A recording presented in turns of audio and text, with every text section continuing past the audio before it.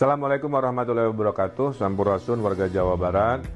Dalam kesempatan ini saya ingin menerangkan prosedur tes masif COVID-19. Dirubah ya, nggak pakai kata massal. Tes masif, jadi jumlahnya banyak tapi terbatas kepada yang prioritas. Nah, tes masif COVID-19 ini tujuannya bukan untuk ngetes semua orang. Ya, sekali lagi bukan untuk mengetes semua warga. Tujuannya adalah mencari peta persebaran COVID-19 dari mereka-mereka yang dicurigai dan radius ya mereka di mana. Kedua, memutus mata rantai persebaran yang sekarang kita duga ada di Jawa Barat. Tiga, tadi tidak untuk semua orang. Keempatnya adalah setelah itu ketahuan ada tindakan lanjutan medis. Jadi ini kira-kira ya. Jadi bukan semuanya, bukan sifatnya sensus dan lain sebagainya.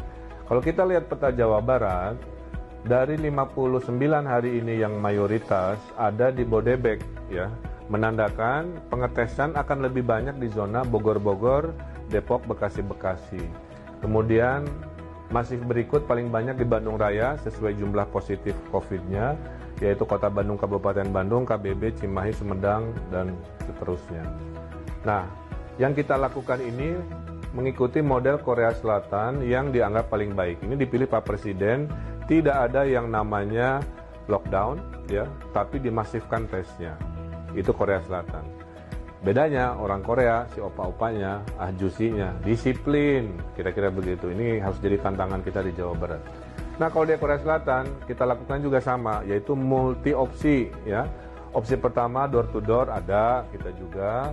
Opsi kedua dites di rumah sakit masifnya ada. Opsi ketiga drive thru. Nah, ini yang mungkin akan diterangkan lebih lanjut.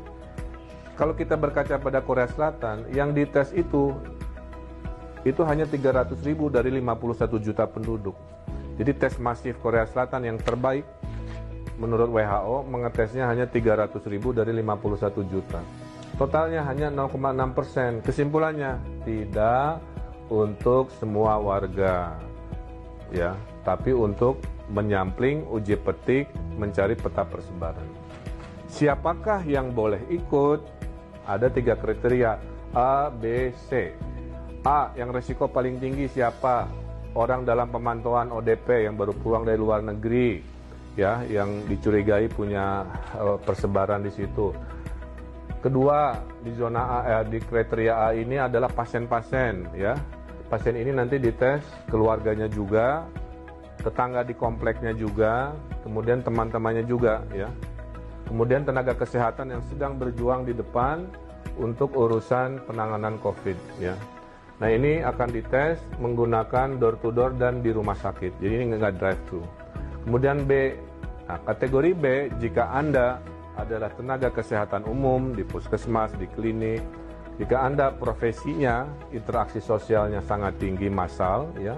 Misalkan Babinsa bertemu warga banyak, Babin Kaptimas Polri bertemu warga banyak, kemudian pedagang pasar tradisional yang interaksinya banyak, para ulama yang interaksi bersama warganya banyak dan umatnya, para pejabat publik yang berinteraksi dengan warganya banyak, petugas bandara yang bertemu dengan orang banyak, imigrasi. Inilah masuk kategori B yang akan menggunakan drive-thru. Terakhir, jika Anda warga Jawa Barat yang ada gejala-gejala, nggak enak badan, sakit-sakit, dan butuh keyakinan, maka Anda masuk kategori C yang bisa dites. A, door to door cek rumah sakit, ya diceknya. B dan C tadi kategorinya drive thru. Drive thru juga nggak boleh datang sendiri.